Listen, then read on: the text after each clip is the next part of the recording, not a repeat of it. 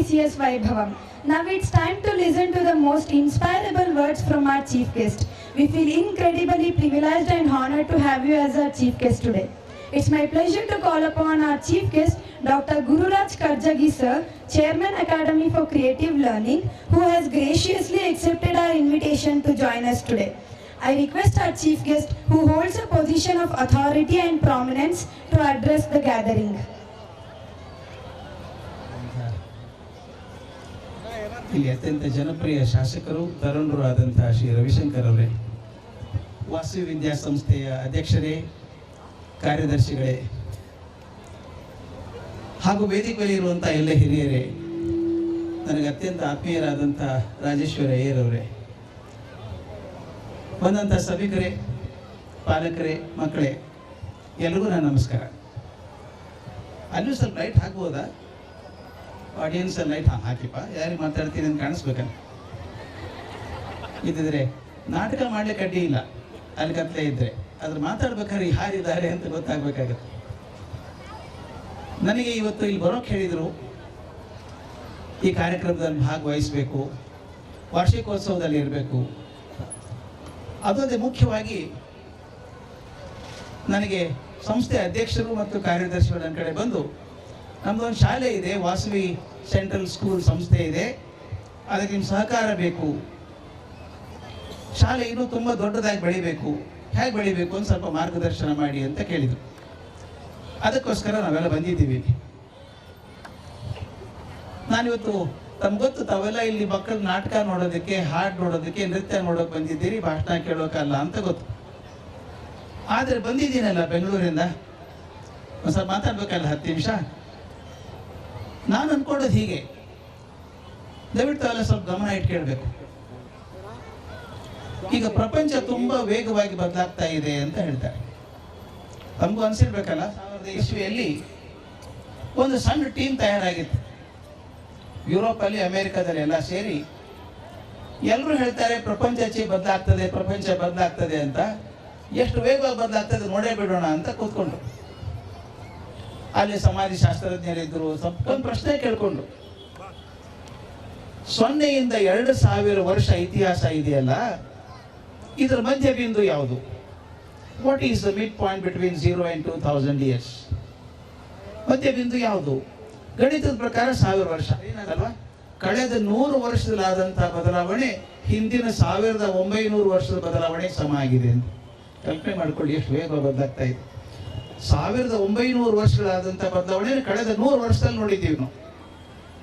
ಇನ್ನೊಂದು ಪ್ರಶ್ನೆ ಕೇಳ್ಕೊಂಡ್ರು, ಆಯ್ತಪ್ಪ 1900 ಮಧ್ಯ ಬಿಂದು ಅಂತ ಒಪ್ಕೊಳ್ಳೋಣ, ಮಿಡ್ ಪಾಯಿಂಟ್ ಬಿಟ್ವೀನ್ 1900 and 2000.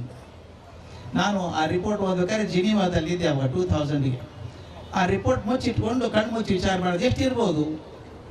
1950 ಅಂತ ಇರೋಕ್ಕೆ ಸಾಧ್ಯ ಇಲ್ಲ, 60, 65 ಇರ್ಬೋದು ಅಂದ್ಕೊಂಡಿದ್ದೆ ನಾನು. ರಿಪೋರ್ಟ್ ತೆಗೆದು ನೋಡಿ ಎದೆ ಜಲ್ ಅಂತ ನಂದು. ಆ ರಿಪೋರ್ಟ್ ಹೇಳುತ್ತೆ, the mid point between 1900 and 2000 is 1992. 1900ರಿಂದ 2000 ಮಧ್ಯ ಬಿಂದು 1992 ಇಸ್ವಿ ಅಂತ.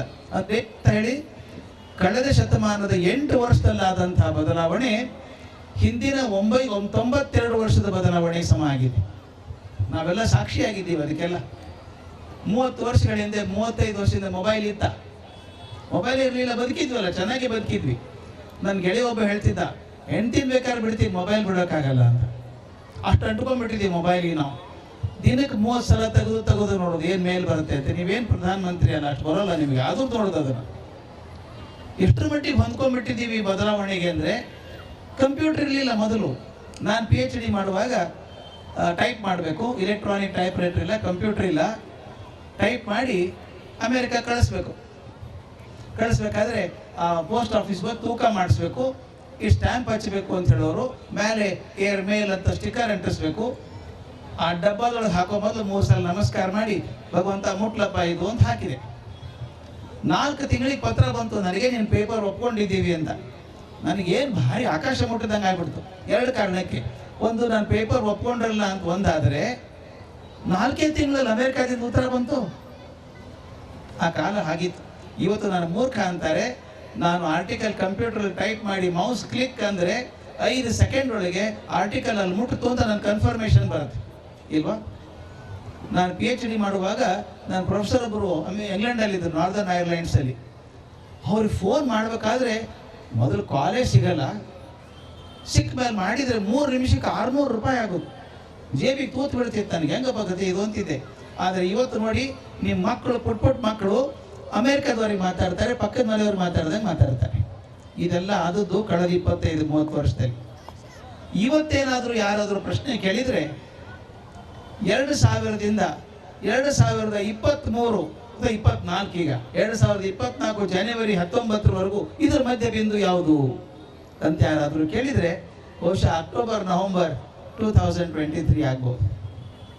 ಅಷ್ಟು ವೇಗವಾಗಿ ಪ್ರಪಂಚ ಬದಲಾಗ್ತಾ ಇದೆ.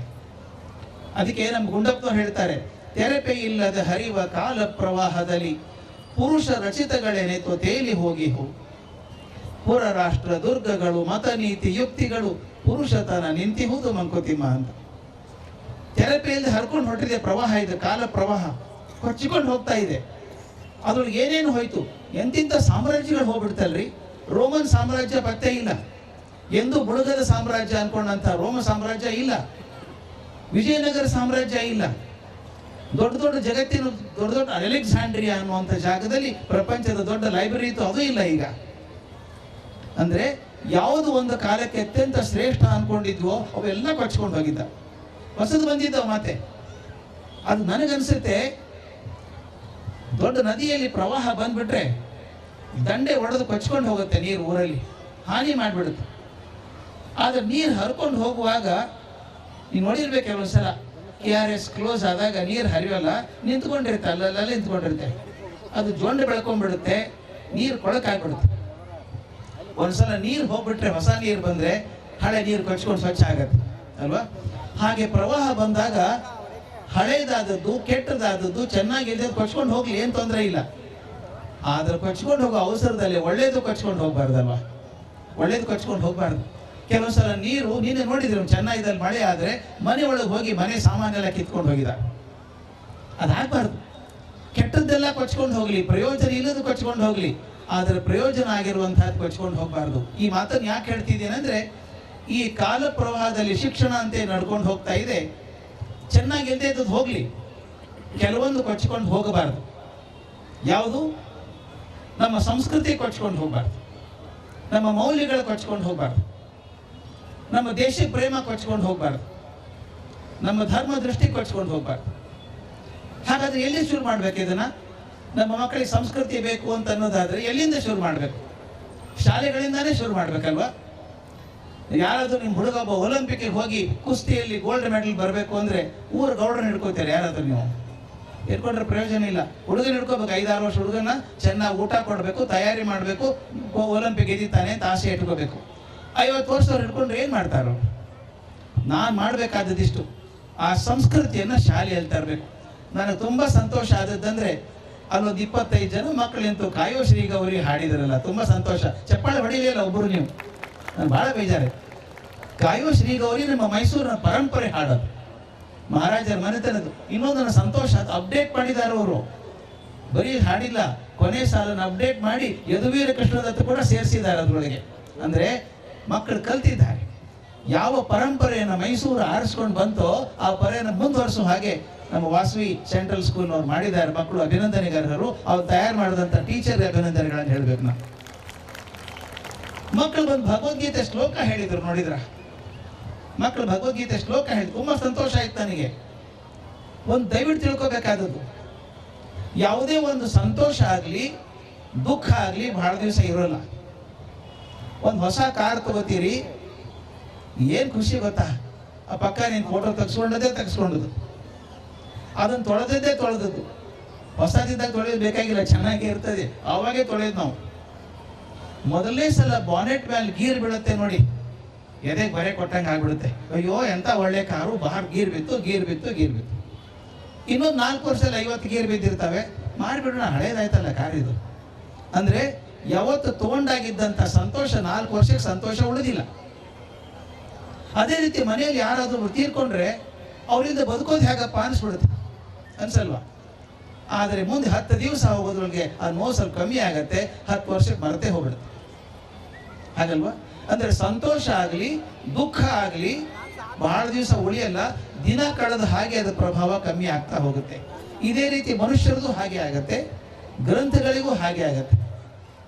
ಆದರೆ ದಯವಿಟ್ಟು ನೆನಪಿಡ್ಬೇಕಾದದ್ದು, ಕೆಲವು ಜನರು ಮಾತ್ರ ಇದು ವಿರುದ್ಧ ಆಗತ್ತೆ. ಕೆಲವರು ಜೀವನದಲ್ಲಿ ವಿರುದ್ಧ ಆಗತ್ತೆ. ಅಂದ್ರೆ ದಿನ ಕಳೆದ ಹಾಗೆ ಹೆಚ್ಚು ಪ್ರಖರ ಆಗ್ತಾರೆ, ಹೆಚ್ಚು ಪ್ರಸಿದ್ಧ ಆಗ್ತಾರೆ. ದಯವಿಟ್ಟು ನೆನೆಸ್ಬೇಕಾದದ್ದು, 1902ನೇ ಇಸ್ವಿ ಜುಲೈ 4ನೇ ತಾರೀಕಿಗೆ ಸ್ವಾಮಿ ವಿವೇಕಾನಂದ ತಮ್ಮ ದೇಹ ಬಿಟ್ಟರು. 39 ವರ್ಷ ಬದುಕಿದ್ದು. ಎಷ್ಟೋ ಮಂದಿಗೆ 39 ವರ್ಷಕ್ಕೆ ಅರ್ಜಿ ಬರೆಯಕ್ಕೆ ಬರಲ್ಲ. ಅಂಥದ್ದು 39 ವರ್ಷಕ್ಕೆ ಆ ಮನುಷ್ಯ ಬರೆದದ್ದನ್ನ 3 ಜನ್ಮ ಓದಕ್ಕಾಗಲ್ಲ ನಮಗೆ. ಅಂತ ಅದ್ಭುತ ಮನುಷ್ಯ. ತೀರ್ಕೊಂಡ ದಿವಸ, ವಿವೇಕಾನಂದರು ತೀರ್ಕೊಂಡ ದಿವಸ ಅವ್ರಿಗೆ ಎಷ್ಟು ಜನ ಶಿಷ್ಯರಿದ್ದರೋ ಅದ್ರ 1000 ಪಟ್ಟು ಜನ ಶಿಷ್ಯರು ಇವತ್ತಿದ್ದಾರೆ. ಹೌದಲ್ಲ ನೋಡಿ, ನಾನು ದಕ್ಷಿಣೇಶ್ವರಕ್ಕೆ ಹೋದಾಗ, ಕಲ್ಕತ್ತಾ ಹತ್ರ ಹೋದಾಗ, ಪ್ರತಿ ಸಲ ಹೋದಾಗ ಹೋಗಿ ಬರ್ತೀನಿ, ಸಾವಿರಾರು ಜನ ಹುಡುಗರು ಹುಡುಗಿಯರು IIM ಅಲ್ಲಿ IIT ಅಲ್ಲಿ ಓದಂತ ಹುಡುಗರು ಹುಡುಗಿಯರು ತಮ್ಮ ಜೀವನ ಬಾಳೆಯಾಲಿ ಹಾಗೆ ಬಿಸಾಡ್ಬಿಟ್ಟು ಸನ್ಯಾಸಿಗಳಾಗಿ ಹೋಗಿದ್ದಾರಲ್ಲ. ಒಬ್ಬರು ವಿವೇಕಾನಂದರು ಕಂಡವರಲ್ಲ, ಅವ್ರ ಮಾತು ಕೇಳಿದವರಲ್ಲ, ಅವ್ರು ಬರೆದದ್ದನ್ನು ಓದಿ ಪ್ರಭಾವವಾಗಿ ಹೋಗಿಲ್ವಾ? ನನಗೆ ಆಶ್ಚರ್ಯ ಅನ್ಸೋದಿದು. ಇವತ್ತಿಗೂ ಕೂಡ ದಯವಿಟ್ಟು ಗಮನಿಸಬೇಕಾದದ್ದು, ಮಂಕುತಿಮ್ಮನ ಕಗ್ಗ 1943ರಲ್ಲಿ ಗುಂಡಪ್ಪ ಬರೆದಾಗ ಎಷ್ಟು ಜನ ಓದ್ತಿದ್ರು ಗೊತ್ತಿಲ್ಲ. ಇವತ್ತು 1000 ಪಟ್ಟ ಜನ ಇವತ್ತು ಓದ್ತಿದ್ದಾರೆ, ಮಂಕುತಿಮ್ಮನ ಕಗ್ಗ ಓದ್ತಿದ್ದಾರೆ. ಅಂದ್ರೆ ಕೆಲವು ವ್ಯಕ್ತಿಗಳು, ಕೆಲವೇ ಸಂಸ್ಥೆಗಳು, ಕೆಲವು ಘಟನೆಗಳು ಮಾತ್ರ ದಿನ ಹೋದಂಗೆ ಹೆಚ್ಚು ಪ್ರಸಿದ್ಧ ಆಗ್ತವೆ. ಯಾಕಾಗ್ತವೆ ಅಂದ್ರೆ ಅವು ಸಾರ್ವಕಾಲಿಕ ಸತ್ಯವನ್ನು ಹೇಳೋದ್ರಿಂದ ಆಗ್ತವೆ. ಅವತ್ತಿನ ಸತ್ಯ ಹೇಳೋದಿದ್ರೆ ಹಾಗಲ್ಲ, ಅವ್ರು ಹೇಳಿದ ಮಾತು ಯಾವ ಕಾಲಕ್ಕೂ ಸಲ್ಲಬೇಕು, ಅಂಥದ್ದಿರ್ಬೇಕು. ಅಂಥ ಮಾತು ನಮ್ಮ ಭಾರತದ್ದು ಅಂದ್ರೆ ನಮ್ಮ ಸಂಸ್ಕೃತಿ ಮಾತು. ಆ ಸಂಸ್ಕೃತಿಯನ್ನು ಬಿಡೋ ಹಾಗಿಲ್ಲ ನಾವು. ಯಾವತ್ತಿನ ದಿವಸ ನಿಮ್ಮ ಸಂಸ್ಕೃತಿ ಬಿಡ್ತಿರೋ ನಿಮ್ಮ ಬೆಳವಣಿಗೆ ಸಾಧ್ಯ ಇಲ್ಲ ಅಂತಾಯ್ತು. ಮೌಲ್ಯಗಳನ್ನು ಕಲಿಸ್ಬೇಕಲ್ಲ, ಮಕ್ಕಳಿಗೆ ಕಲಿಸೋದು ಹೇಗೆ? ಈ ಶಿಕ್ಷಣ ಅಂದ್ರೆ ಸರ್ಟಿಫಿಕೇಟ್ ಕೊಡೋದಲ್ಲ. ನಾನು ಅದು ಒತ್ತಿ ಹೇಳಬೇಕಾಗಿದೆ. ಇನ್ಮೇಲೆ ಶಾಲೆ ಜೊತೆಗೆ ರಾಜೇಶ್ವರಿ ಮೇಡಮ್ ಇದ್ದಾರೆ, ಎಲ್ಲರ ಜೊತೆಗೆ ವರ್ಕ್ ಮಾಡ್ಬೇಕು. ಜೊತೆಗೆ ನಾನು ನಮ್ಮ ಬೆಂಗಳೂರಿಂದ ರೆಗ್ಯುಲರ್ ಆಗಿ ಬರ್ತಾರೆ ನಮ್ಮ ಟೀಚರು, ಪ್ರತಿ ತಿಂಗಳು ಬರ್ತಾರೆ. ಟೀಚರ್ ಹತ್ರ ಕೂತ್ಕೋತಾರೆ, ಅವ್ರ ಹತ್ರ ಹೇಗೆ ಪಾಠ ಮಾಡಬೇಕು, ಏನು ಮಾಡಬೇಕು, ಪ್ರತಿಯೊಂದು ಮಾಡ್ತಾರೆ. ಇದು ಮಾಡಬೇಕಾದ್ದೆ ಯಾಕೆ ಗೊತ್ತಾ? ಮುಖ್ಯವಾಗಿ ಮೌಲ್ಯಗಳನ್ನು ಬಿಡ್ಬೇಕು ಮಕ್ಕಳೊಳಗೆ. ಹೇಗೆ ತರೋದು ಮೌಲ್ಯಗಳನ್ನು? ಒಂದು ಸಣ್ಣ ಪ್ರಯೋಗ ಮಾಡೋಣ, ನಿಮಗೆಲ್ಲ ಇಷ್ಟ ಆಗುತ್ತೆ ಅನ್ಸುತ್ತೆ. ಮಾಡ್ಬೋದಾ? ಪ್ರಯೋಗ ಮಾಡ್ಬೋದಾ? ನೀವು ಒಪ್ಕೊಂಡ್ರೆ ಓಕೆ. ಒಂದು ಟೆಂಪ್ರರಿ ಮೈಕ್ ಸ್ಟ್ಯಾಂಡ್ ಮಾಡ್ಕೋತೀನಿ ನಾನು. ಆ ಹಿಂದೆ ಕಾಣಿಸಲ್ಲಪ್ಪ, ನನಗೆ ಇಷ್ಟೇ ಕಾಣಿಸೋದು ಅನ್ಸುತ್ತೆ ಅಲ್ವಾ? ಇದಕ್ಕಿಂತ ಹೆಚ್ಚು ಕಾಣಿಸಲ್ಲ ದೂರಿಂದ ಅಲ್ಲ. ಬೆಳಕು ಹಾಕಿದ್ರೆ ಈ ಲೈಟ್ ಸ್ವಲ್ಪ ಆ ಕಡೆ ಹಾಕಿ, ನಮ್ಮ ಮುಖದ ಮೇಲೆ ಅನ್ಬೇಕಾಗಿಲ್ಲ. ಒಂದು ಸಣ್ಣ ಪ್ರಯೋಗ ಮಾಡೋಣ. ಹಾಂ, ಸಾಕು, ಇಷ್ಟಾದರೂ ಸಾಕು. ಎಲ್ಲರೂ ಕೈ ಇಟ್ಕೊಂಡಿರಿ ರೆಡಿಯಾಗಿ ಚಪ್ಪಾಳೆ ಹೊಡೆಯೋದಕ್ಕೆ. ಇಷ್ಟೊಂದು ಜನ ಚಪ್ಪಾಳೆ ಹೊಡೆದ್ರೆ KR ನಗರ ಅಲಗಾಡ್ಬಿಡ್ಬೇಕು. ಕೈ ಇಟ್ಕೋಬೇಕು. ನಾನು 5 ಅಂದ ತಕ್ಷಣ ಚಪ್ಪಾಳೆ ಹೊಡಿಬೇಕು, ಗೊತ್ತಾಯ್ತು? 5 ಮೊದಲು ಹೊಡಿಬಾರ್ದು. ಇವೆಲ್ಲ ಭಾಳ ಬುದ್ಧಿವಂತರು ಬೇರೆ. ಪಕ್ಕದವ್ರು 5 ಅಂದ್ರೆ ಅವರು ಅಂತ ಕೇಳಿ ಹೊಡೆಯೋದಲ್ಲ, ರೆಡಿಯಾಗಿರ್ಬೇಕು. ನಾನು 5 ದೂ ಅಂದ್ಕೊಳ್ಳಿ ಟಪ್ ಅಂತ ಒಂದೇ ಚಪ್ಪಾಳಿ ಬರಬೇಕು. ಒಂದು ಪ್ರಾಕ್ಟೀಸ್ ಮಾಡಬೇಡ, ರಿಹರ್ಸಲ್ ಮಾಡೋಣ. ಮೊದಲು 5 ಅಂತೀನಿ, ಹೇಗೆ ಹೊಡಿತೀರಿ ನೋಡೋಣ. ರೆಡಿ ಇಟ್ಕೊಳ್ಳಿ. 5 ಪಟ ಬರಬಾರ್ದು, ಒಂದೇ ಸಲ ಪಟ್ ಅಂತ ಬರಬೇಕು. ಇನ್ನೊಂದ್ಸಲ 5, ಇನ್ನೂ ಸ್ವಲ್ಪ ಸರಿ ಬರ್ತಾ ಇಲ್ಲ. 5 ಹಿಂಗೆ ಬರ್ಬೇಕು. ರೆಡಿ ಇಟ್ಕೊಳ್ಳಿ ಕೈ. ಈಗ 5 ಅನ್ನೋ ತನಕ ಹೊಡೆಯೋಂಗಿಲ್ಲ, 5 ಆದ್ಮೇಲೆ ತಡ ಮಾಡೋಂಗಿಲ್ಲ. ಕೈ ರೆಡಿ ಇಟ್ಕೊಳ್ಳಿ. 1 ಗೊತ್ತಿತ್ತು, ನಾನು 5 ಅಂದಿಲ್ಲ. ದಯವಿಟ್ಟು ಕೇಳಿಸ್ಕೊಳ್ಳಿ, ಕೇರ್ಫುಲ್ ಆಗಿರಿ. 5 ಅನ್ನೋ ತನಕ ಹೊಡೆಯೋಂಗಿಲ್ಲ, 5 ಅನ್ನು ತಡ ಮಾಡೋಂಗಿಲ್ಲ. ರೆಡಿ ಇಟ್ಕೊಳ್ಳಿ. 1 2 3 4 ಮತ್ತೆ ಯಾಕೆ ಚಪ್ಪಾಳಿ ಹೊಡೆದ್ರಿ? 5 ಅಂದಿಲ್ಲ ನಾಯಿನ. ಯಾಕಾಯ್ತು ಗೊತ್ತಾ? ಅದು ನೀವು ನಾನು ಹೇಳೋದಕ್ಕಿಂತ ಹೆಚ್ಚಾಗಿ ನಾನು ಮಾಡೋದನ್ನು ನೋಡ್ತಾ ಇದ್ರಿ. ಇನ್ನೊಂದು ಪ್ರಯೋಗ ಮಾಡೋಣ. ಈ ಸಲ ಫೇಲ್ ಆಯ್ತು, ಇನ್ನೊಂದು ಸಲ ಕರೆಕ್ಟ್ ಫೇಲ್ ಆಗಲ್ಲ, ನೀವು ಗ್ಯಾರಂಟಿ ಗೊತ್ತು. ಈ ಸಲ ಸರಿಯಾಗಿರ್ಬೇಕು. ದಯವಿಟ್ಟು ನಾನು ಗಮನಿಸ್ಬೇಕು. ಎಲ್ಲರೂ ಬಲಗೈ ಮೇಲೆ ಕೆತ್ತಿ, ನಿಧಾನ ಕೈ ಮುಂದೆ ತಗೊಂಡು ಬನ್ನಿ. ನಿಮ್ಮ ತೋರು ಬೆರಳನ್ನು ಮಾತ್ರ ಚಾಚಿ, ಎಲ್ಲ ಬೆರಳು ಬೇಡ, ತೋರು ಬೆರಳನ್ನು ಮಾತ್ರ ಚಾಚಿ. ತಕ್ಷಣ ಚಾಚಿ ಬೆರಳನ್ನು ಎಡೆ ಕೆನೆ ಮೇಲೆ ಇಟ್ಕೊಳ್ಳಿ. ಎಲ್ಲಿ ಇಟ್ಟಿದ್ದೆ ನೋಡ್ಕೊಳ್ಳಿ. ನಾನು ಏನು ಹೇಳಿದ್ದೆ? ಎಡೆ ಕೆನೆ ಮೇಲೆ ಇಟ್ಕೊಳ್ಳಿ ಅಂತ ಹೇಳಿದ್ದೆ. ನಾನು ನಿಮ್ಮ ಕಡೆ ಮುಖ ಮಾಡಿ ಎತ್ತರದಿಂದ ನಿಂತು 80% ಜನ ಇಲ್ಲೇ ಇಟ್ಕೊಂಡಿದ್ರು. ಅಂದರೆ ನಿಮ್ಮ ಮಕ್ಕಳು, ನಮ್ಮ ವಿದ್ಯಾರ್ಥಿಗಳು ನೀವು ಹೇಳಿದ ಹಾಗೆ ಮಾಡಲ್ಲ, ನೀವು ಮಾಡಿದ ಹಾಗೆ ಮಾಡ್ತಾರೆ. ಮನೆಗೆ ಸಂಸ್ಕೃತಿ ಕಲಿಸ್ಬೇಕಾದ್ರೆ ಮನೆಯಲ್ಲಿ ಅಪ್ಪ ಅಮ್ಮ ಸಂಸ್ಕೃತಿ ಪಾಲಿಸಿದ್ರೆ ಮಕ್ಕಳಿಗೂ ಸಂಸ್ಕೃತಿ ಬರುತ್ತೆ, ಇದ್ರೆ ಬರೋಲ್ಲ. ನಾನೊಂದು ಕಂಪಲ್ಸರಿ ಕಂಡೀಷನ್ ಹಾಕ್ತೀವಿ ನಮ್ಮ ಎಲ್ಲ ಶಾಲೆಯಲ್ಲಿ. ನಾವು 105 ಶಾಲೆ ಮ್ಯಾನೇಜ್ ಮಾಡ್ತಿದ್ವಿ ಬೆಂಗಳೂರಿಂದ. ಈಗ ಎಲ್ಲ ಮಕ್ಕಳಿಗೆ ಹೇಳೋದು, ಶಾಲೆಗೆ ಬರಬೇಕಾದ್ರೆ ಅಪ್ಪ ಅಮ್ಮಗೆ ನಮಸ್ಕಾರ ಮಾಡಿ ಬರಬೇಕು ಅಂತ. ಯಾಕ್ರಿ ಅಂತ ಕೇಳಿದ್ರು ಕೆಲವರು. ನಮ್ಮ ಮಕ್ಕಳಿಗೆ ಕೇಳಿದೆ, ದೇವರನ್ನು ನೋಡಿದ್ದೀರೇನಪ್ಪ ನೀವು? ಇಲ್ಲಲ್ಲ. ನೋಡೋ ಕಾರಣ ಇಲ್ಲ. ತಾಯಿಯನ್ನು ನೋಡಿದರೆ ದೇವರು ನೋಡೋ ಕಾರಣ ಇಲ್ಲ. ದೇವರು ಕೂಡ ತಾಯಿಯಷ್ಟು ಪ್ರೀತಿ ಮಾಡೋಕ್ಕೆ ಸಾಧ್ಯ ಇಲ್ಲ. ಆದ್ದರಿಂದ ದಯವಿಟ್ಟು ನೀನು ತಾಯಿಗೆ ನಮಸ್ಕಾರ ಮಾಡಿ ಬರಬೇಕು, ಅದಕ್ಕಿಂತ ದೊಡ್ಡದಿಲ್ಲ. ನಮ್ಮ ಜಾನಪದ ಹೇಳುತ್ತೆ ಸ್ವಾಮಿ, ನಮ್ಮ ಜಾನಪದ ಹೇಳ್ತದೆ ಅಂತ ದೊಡ್ಡ ಮಾತು ಹೇಳ್ತದೆ. ಅಂದರೆ ಮಗು ಹುಟ್ಟಿದಾಗ ಮುಷ್ಟಿ ಮುಚ್ಕೊಂಡು ಹುಟ್ಟಿರುತ್ತಂತೆ. ತಾಯಿ 1,00,000 ಕೆಲಸ ಮಾಡ್ತಾಳೆ ಮನುಷ್ಯನನ್ನಾಗಿ ಮಾಡೋದಕ್ಕೆ. ಅದನ್ನು ಎಲ್ಲ ಕೆಲಸ ಮಾಡ್ತಾಳೆ ಮಗುಗೋಸ್ಕರ. ಮೊದಲನೇ ಕೆಲಸ ಏನು ಮಾಡ್ತಾಳೆ? ಜಾನಪದ ಕವಿ ಹೇಳೋದು, ಆ ಮುಷ್ಟಿ ಬಿಚ್ಚಿದಾಗ ಸ್ವಲ್ಪ ಮಣ್ಣು ಇರುತ್ತಂತೆ, ಸೆರಗಿನಿಂದ ಮಣ್ಣು ಒರೆಸ್ತಾಳಂತೆ ತಾಯಿ. ಆ ಬರೀ ಮಣ್ಣು ಒರೆಸಿದ ಋಣನ ತೀರ್ಸೋಕ್ಕಾಗಲ್ಲ ಎಂದೂ ಜನ್ಮದಲ್ಲಿ. ಆ ಕವಿ ಹೇಳ್ತಾನೆ, ದೊಡ್ಡವರಾದ್ಮೇಲೆ ಮೈ ಮೇಲಿನ ಚರ್ಮ ತೆಗೆದು ತಾಯಿಗೆ ಚಪ್ಪಲಿ ಮಾಡಿದ್ರು ಕೂಡ ಬರೀ ಮಣ್ಣು ಒರೆಸಿದ ಋಣ ಹೋಗಲ್ಲ ಅಂತ. ಉಳ್ಕಿದ್ ಬಿಡಿ, ಇಂಥ ತಾಯಿಗೆ ನಮಸ್ಕಾರ ಮಾಡಿ ಬರಬೇಕು ಅಂತ ಕಲಿಸ್ಬೇಕಲ್ಲ ನಾವು. ಒಬ್ಬ ತಾಯಿ ನನಗೆ ಫೋನ್ ಮಾಡಿದ್ರು, ಒಂದು ಶಾಲೆ ಪೇರೆಂಟ್ ಅವರು. ಸರ್ ಅಳ್ತಾ ಇದ್ರು ಫೋನಲ್ಲಿ, ಸರ್ ನನ್ನ ಮಗ ಒಂದು ದಿವಸನೂ ತಪ್ಪಿಸಲ್ಲ ಸರ್, ಈಗ ನಮಸ್ಕಾರ ಮಾಡಿ ಬರ್ತಾನೆ ಸರ್. ಅಳ್ತಾ ಇದ್ದಿರಲ್ಲ, ಯಾಕೆ ದುಃಖ ಆಯ್ತಾ ಅಂತ ಕೇಳಿದೆ. ದುಃಖ ಇಲ್ಲ ಸರ್, ಮೊದಲು ಮಾಡ್ತಿರ್ಲಿಲ್ಲ ಸರ್ ಅವನು ಅಂದರು. ಮೊದಲು 2 ಕಾರಣಕ್ಕೆ ಮಾಡ್ತಿರ್ಲಿಲ್ಲ ಅವನು. ಒಂದು, ಮಾಡು ಅಂತ ಯಾರು ಹೇಳಿರಲಿಲ್ಲ ಅವನಿಗೆ. 2ನೇದು, ಬಹುಶಃ ನೀವು ಮನೇಲಿ ದೊಡ್ಡವ್ರು ನಮಸ್ಕಾರ ಮಾಡ್ದಂಗೆ ಕಾಣಿಸಲ್ಲ. ನೀವು ಮನೇಲಿ ದೊಡ್ಡವ್ರು ನಮಸ್ಕಾರ ಮಾಡಿದ್ರೆ ಹೇಳೋ ಕಾರಣ ಇಲ್ಲ, ಮಕ್ಕಳು ಮಾಡೇ ಬಿಡ್ತಾರೆ. ಆದ್ದರಿಂದ ದಯವಿಟ್ಟು ತಿಳ್ಕೊಳ್ಳಿ, ಶಾಲೆಯಲ್ಲಿ ಮಕ್ಕಳು 6 ತಾಸು 8 ತಾಸು ಇರ್ತಾರೆ, ಉಳಿದ 16 ತಾಸು ಮನೆಯಲ್ಲಿ ಇರ್ತಾರೆ ಮಕ್ಕಳು. ನೀವು ಶಾಲೆಯಲ್ಲಿ 30 ಮಕ್ಕಳು, ಮನೆಯಲ್ಲಿ ಒಂದೇ. ಆದ್ದರಿಂದ ನೀವು ಜಾಸ್ತಿ ಕಾಳಜಿ ಕೊಡಬೇಕು. ಕೊನೆಗೆ ಮಕ್ಕಳ ಜವಾಬ್ದಾರಿ ನಿಮ್ಮ ಮೇಲೆ ಬರುತ್ತೆ. ಶಾಲೆ ಅಂದರೆ ಲಾಂಡ್ರಿ ಅಲ್ಲ, ಅದು ಲಾಂಡ್ರಿ ಥರ ಬಟ್ಟೆ ಕೊಡಕ್ಕೆ ಕಳಿಸ್ಬಿಡೋದು, ಹೋಗೋದು ಇಸ್ತ್ರಿ ಮಾಡಿಕೊಡ್ತಾರೆ ಅವರು. ಹಾಗಲ್ಲ ಇದು. ಮನೆಯಲ್ಲೂ ನಾವು ಇಬ್ಬರು ಕೂಡ ಕೆಲಸ ಮಾಡಬೇಕು. ಪಾಲಕರು ಶಿಕ್ಷಕರು ಇಬ್ಬರು ಸೇರಿ ಕೆಲಸ ಮಾಡಿದರೆ ಮಾತ್ರ ಮಗುವನ್ನು ಬದಲಾಯಿಸೋ ಸಾಧ್ಯ ಇದೆ. ನನಗೊಂದು ಹಠ ಇದೆ ಸ್ನೇಹಿತರೆ, ಈ ಶಾಲೆಯಲ್ಲಿ ಕಲ್ತಂಥ ಮಗು ಯಾಕೆ ರಾಷ್ಟ್ರಪತಿ ಆಗಬಾರ್ದು? ಯಾಕಾಗಬಾರ್ದು? ಎಲ್ಲೋ ರಾಮೇಶ್ವರಂದಲ್ಲಿ ಓದಿದಂಥ ಹುಡುಗ ಅಬ್ದುಲ್ ಕಲಾಂ ಆಗಿ ರಾಷ್ಟ್ರಪತಿ ಆಗೋದಾದರೆ, ಎಲ್ಲೋ ಹಳ್ಳಿಯಲ್ಲಿ ಓದಿದಂಥ, ಪಂಜಾಬ್ ಹಳ್ಳಿಯಲ್ಲಿ ಓದಿದಂಥ ಮನಮೋಹನ್ ಸಿಂಗ್ ಪ್ರಧಾನಮಂತ್ರಿ ಆಗೋದಾದರೆ, ಕೇರಳದ ಒಂದು ಅತ್ಯಂತ ದಲಿತ ಕುಟುಂಬದಲ್ಲಿ ಬಡತನದಲ್ಲಿ ಬಂದಂಥ ಒಬ್ಬ ಹುಡುಗ KR ನಾರಾಯಣನ್ ಆಗಿ IFS ಆಗಿ ರಾಷ್ಟ್ರಪತಿ ಆಗೋದಾದರೆ, ಅಲಹಾಬಾದ್ ಪ್ಲಾಟ್ಫಾರ್ಮ್ ಮೇಲೆ ಟೀ ಕೊಡ್ತಿದ್ದಂಥ ಹುಡುಗ ಇವತ್ತು ನರೇಂದ್ರ ಮೋದಿಯಾಗಿ ಭಾರತ ಪ್ರಧಾನಮಂತ್ರಿ ಆಗೋದಾದರೆ, KR ನಗರದ ವಾಸವಿ ಸೆಂಟ್ರಲ್ ಸ್ಕೂಲ್ ಓದಿ ಹುಡುಗ ಯಾಕಾಗಬಾರ್ದು? ಆಗಬೇಕು. ಆದ್ರೆ ಒಂದು ಇವೇನಾಗ್ತಾವ್ರಿ ಅಂದ್ರೆ ಆಗೋಲ್ಲ ಅವು.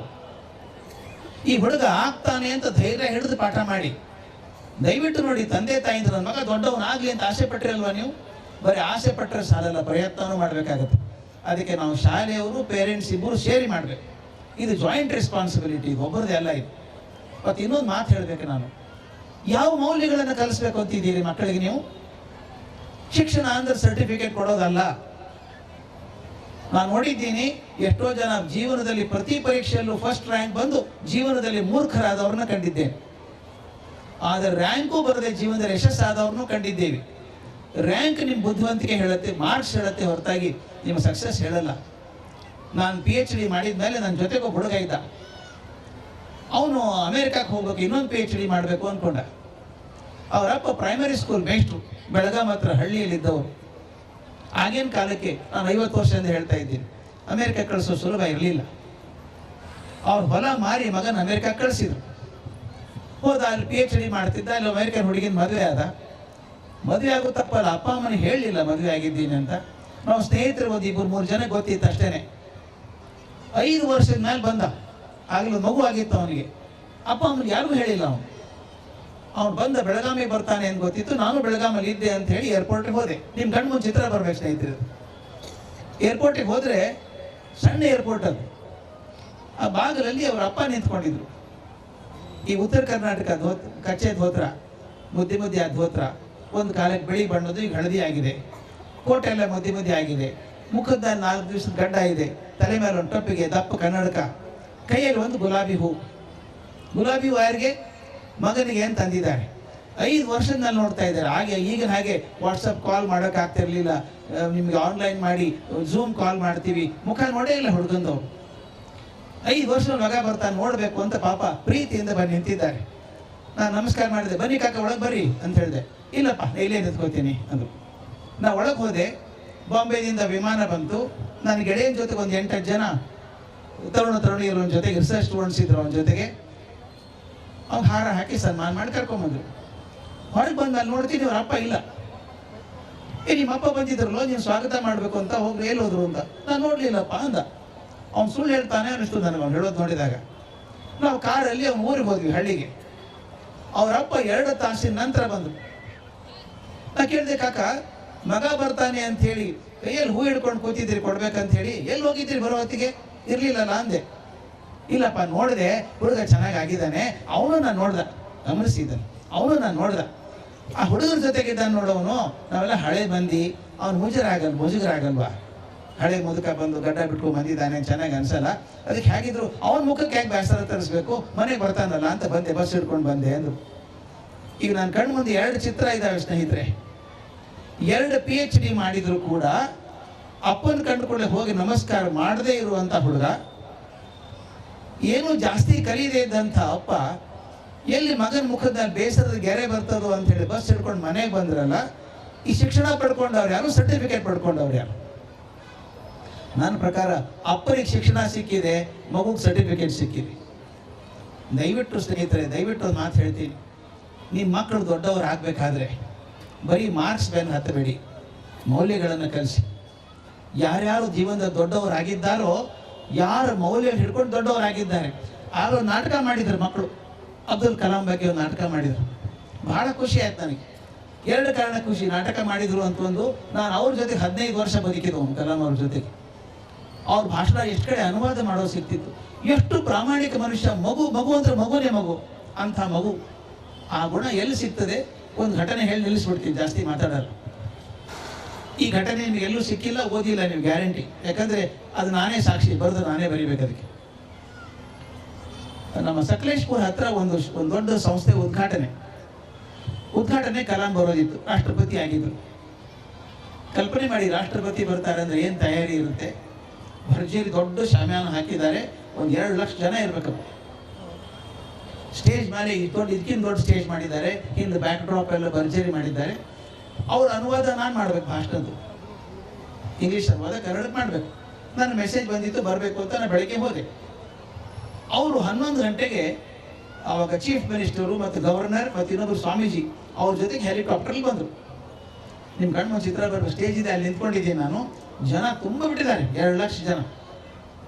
ಅವ್ರು ಬಂದ ತಕ್ಷಣ ಆ ಸುತ್ತ ಬ್ಲ್ಯಾಕ್ ಕ್ಯಾಟ್ಸ್ ಇರ್ತಾರಲ್ಲ, ಸೆಕ್ಯೂರಿಟಿ ಗಾರ್ಡ್ಸ್ ಎಲ್ಲರೂ ಹಿಂಗೆ ಕರ್ಕೊಂಡು ಹೋದ್ರು. ಅವ್ರನ್ನೆಲ್ಲ ಸ್ಟೇಜ್ ಮೇಲೆ ಬಂದರು. ಕಲಾಂ ಹೋಗ್ಬಿಟ್ಟು ಅದು ನ್ಯಾಷನಲ್ ಆಂಥಮ್ ಆಗಬೇಕು, ಅದೆಲ್ಲ ಆಗಬೇಕು. ನಾನು ಅಲ್ಲೇ ನಿಂತ್ಕೊಂಡಿದ್ದು, ಹೀಗ್ಯಾಕೆ ಹೋಗ್ಬೇಕು ಮೇಲೆ ಅಂತ. ಅದೆಲ್ಲ ಆದಮೇಲೆ ನಿಧಾನಕ್ಕೆ ಮೇಲೆ ಹತ್ತೋಕೆ ಶುರು ಮಾಡಿದೆ. ಅಲ್ಲಿ ಇವ್ರು ಗಂಡ ಹೆಂಡತಿ ಕೂತಿದ್ರು. ಒಂದು ಪುಟ್ಟ ಮಗು, ಒಂದು 5.5 ವರ್ಷ 6 ವರ್ಷ ಇರಬೇಕು ಆ ಮಗುಗೆ. ಹುಡುಗಿ ಅಳ್ತಾ ಇದ್ದಕ್ಕೆ. ಸುಮ್ಮನೆ ಕೇಳಿದೆ, ಯಾಕೆ ಅಳ್ತಾಳಕ್ಕೆ ಅಂತ ಕೇಳಿದೆ. ಅಪ್ಪ ಹೇಳಿದ್ರು, ಸರ್ ಕಲಾಂ ಸಾಹೇಬ್ರಿಗೆ ಶೇಕ್ ಹ್ಯಾಂಡ್ ಮಾಡಬೇಕು ಅಂತಿದ್ದು ಸರ್, ಅವ್ರು ಬಿಡಲಿಲ್ಲ ಸರ್ ಆಕೆಗೆ. ಇಲ್ಲಿ ಬಿಡಿ, ಸುಮ್ಮನೆ ಕೂತ್ಕೊಳ್ಳಿ ಅಂತ ಹೇಳಿದೆ. ಮೇಲೆ ಹೋಗಿ ಅವ್ರು ಭಾಷಣ ಮಾಡುವಾಗ ಅವ್ರ ಪಕ್ಕ ನಿಂತು ಅನುವಾದ ಮಾಡಿದೆ. ಮುಖದ ಮೇಲೆ ಅವ್ರು ಕೂತ್ಕೊಂಡ್ರು ಹೋಗಿ ಸ್ಟೇಜ್ ಮೇಲೆ. ನಾನು ಅವ್ರ ಹಿಂದೆ ಹೋಗ್ಬಿಟ್ಟು, ಸರ್ ಒಂದು ಸಣ್ಣ ಕೆಲಸ ಆಗಬೇಕು ಅಂದೆ. ಏನು ಅಂದರು. ಆ ಹುಡುಗಿನ ತೋರಿಸ್ದೆ. ಆ ಹುಡುಗಿ ಅಳ್ತಾ ಇದ್ದಾಳೆ ನೋಡಿ ಅಂತ. ಯಾಕೆ ಅಳ್ತಾಳೆ ಅಂತ ಕೇಳಿದ್ರು. ಆಕೆ ನಿಮಗೆ ಶೇಕ್ ಹ್ಯಾಂಡ್ ಮಾಡಬೇಕು ಅಂತಿದ್ದು, ಆಗಲಿಲ್ಲ ಆಕೆಗೆ ಅಂತ. ಪ್ರಧಾನಮಂತ್ರಿ ರಾಷ್ಟ್ರಪತಿ ಬಂದರೆ 1000 ಜನ ಶೇಕ್ ಹ್ಯಾಂಡ್ ಮಾಡ್ಬೇಕಂತಾರೆ, ಆಗತ್ತಾ ಮಾಡೋದಕ್ಕೆ?